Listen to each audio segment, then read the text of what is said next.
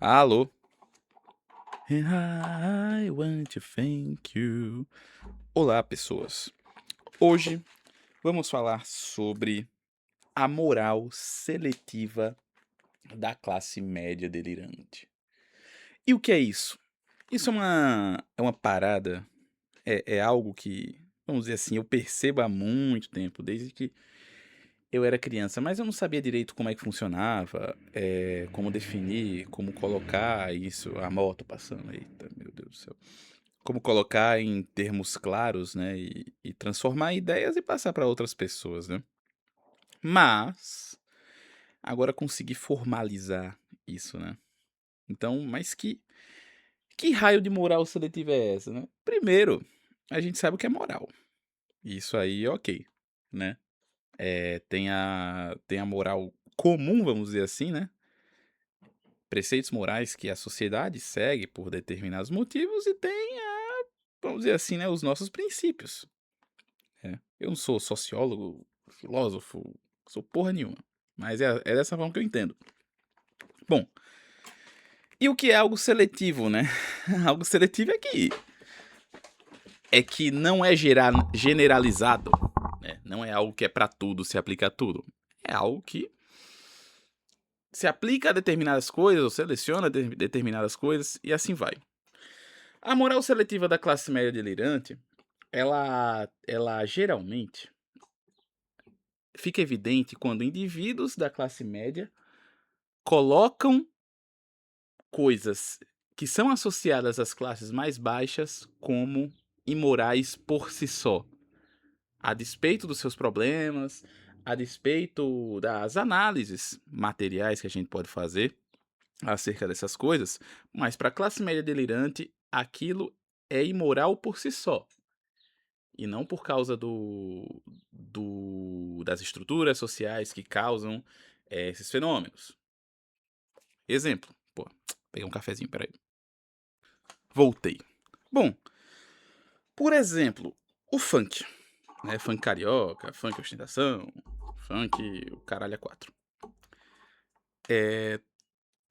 Os indivíduos da classe média delirante, né? Moralistas seletivos, eles classificam o funk como algo ruim porque faz apologia à droga, a crime, a putaria e assim vai. Porém, ao passo de que eles condenam o funk por esses elementos, eles consomem, por exemplo, músicas de bandas tipo System of a Down, que tem muita música com apologia à droga, né. Ou senão os caras curtem hip hop americano, tipo Ice Cube, tipo Tupac, 50 Cent, enfim.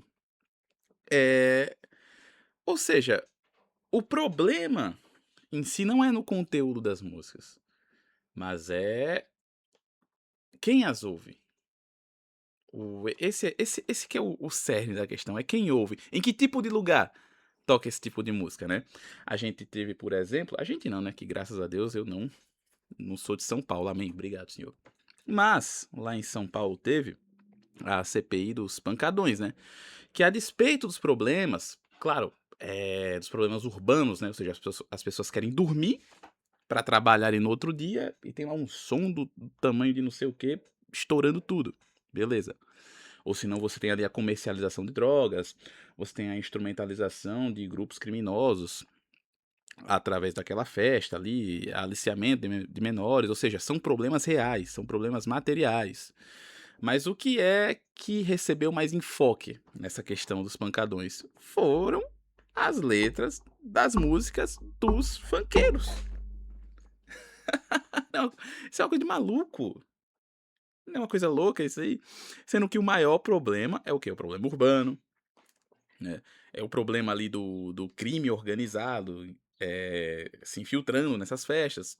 Tudo isso é problema, mas, né, os deputados tiktokers, lacradores, fazedores de conteúdo focaram mais nessas questões que dão pauta, que dão engajamento, ou seja, não é porque o MC branquinho ele faz uma música dizendo que a novinha senta nele. Nossa, que problema. Eita, rapaz, esse funk é uma desgraça para as nossas famílias e barará.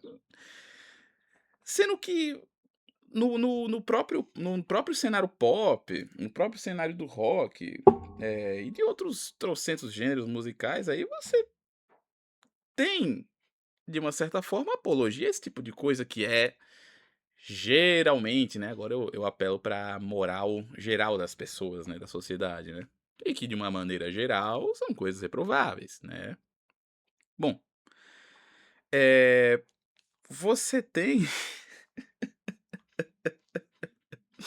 tem também lá em Recife, agora não, né, que a prefeitura já fechou, acabou com a diversão da galera.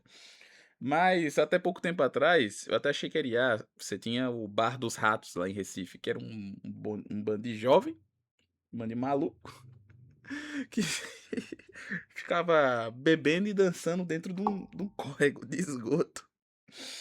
E apesar, do problema que isso é, ou seja, qual é a causa desse problema? É o abandono do Estado da periferia. Se o Estado deixa lá o esgotão a céu aberto e por algum motivo, sabe-se lá de onde, o pessoal acha divertido ficar dançando e cantando lá dentro, qual é o verdadeiro problema? Se isso é um problema, qual é a causa dele? Ou seja, o classe média delirante, ele é burro, ele não consegue raciocinar que o problema real não é a galera tá dentro do córrego, mas é porque aquele córrego tá lá aberto. Esse que é o maior problema, né. E aí, assim que eu vi essa pérola no Instagram, tinha lá vários comentários: "Nossa, o voto dessas pessoas tem o mesmo poder do seu. Nossa, que coisa horrível. Ah, só podia ser em tal lugar, só podia ser em Recife". Tem até um esse aí eu achei engraçado, tipo, aí tá lá, Estocolmo, Suécia e o pontinho, né.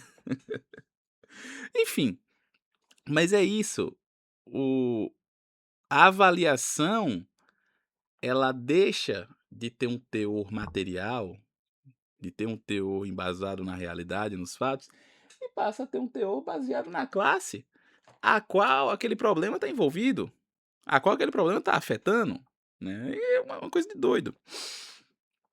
Isso se aplica também à moral seletiva da classe média delirante, a piadas, por exemplo, né, agora, Bolsonaro tá lá naquele morre, não morre, morre, não morre, enfim, e um monte de gente fazendo piada, vá, brasileiro fazendo piada com gente doente, com miséria dos outros, a novidade tá onde? Porém, o sujeito, né, que é moralista seletivo, ele se ofende com esse tipo de piadas, mas não porque é uma piada com uma pessoa doente, uma pessoa que tá convalescendo, né, tá ali no morre, não morre, né, Satanás tá ali puxando no pé, querendo levar pra ele, não. O problema é porque a piada é feita com uma pessoa específica, nesse caso com o Bolsonaro, ué.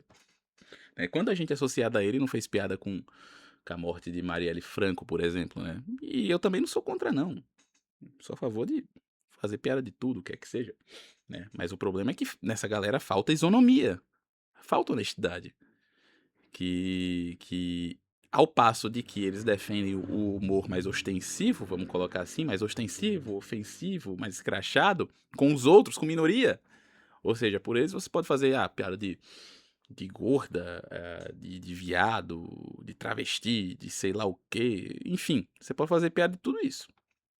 Porém quando é com o Bolsonaro, não, não, que isso, coisa horrível, sei lá o quê e pá, né. E um outro ponto, para finalizar essa reflexão minha, é o punitivismo seletivo, que também está associado a isso. Ou seja, ao passo de que você tem, né, nossa, estou batendo muito na direita, eita, bichinho da direita, rapaz. Ao passo de que você tem os classe médias delirantes, em sua maioria, né, eu ainda vou falar da classe média delirante de esquerda, em sua maioria, né, direitistas, bolsonaristas e sei lá o que defendem que o Estado deve ser mais repressivo com os crimes. Ou seja, se o cabra assaltou lá, botou a arma na cara do trabalhador, o Estado tem que agir com o máximo rigor com ele, né.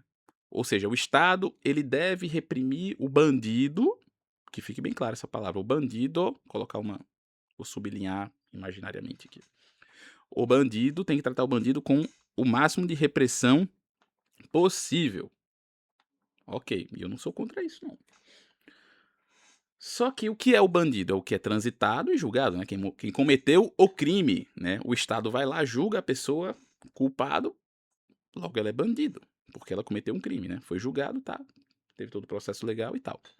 Aí você tem a questão dos direitos humanos, que, em teoria, né, no papel, no mundo das maravilhas, garante que o sujeito que é condenado pelo Estado, comete um crime, ele garante com que ele seja tratado igual um ser humano, né?